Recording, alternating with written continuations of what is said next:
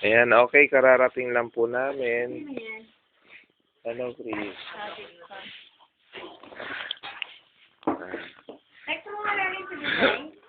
Ayan, si Ate Gemma, si Lalin, si Kuya Marlon, si Jerwa, Pastor. Nandito na kami sa bahay nila na full of blessings. Amen.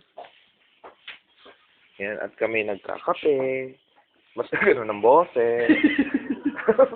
Malinay. Andoon ang mga manok. Ayan, pastor nagwawali. Yung ang sikreto niya, hindi ko sa Maynila, kayo rin sa Pugesa. Kailangan mo ba sa Pugesa ba? Oo, gano'n lang. Lalo kaya ako mga sinasaba. Bye-bye.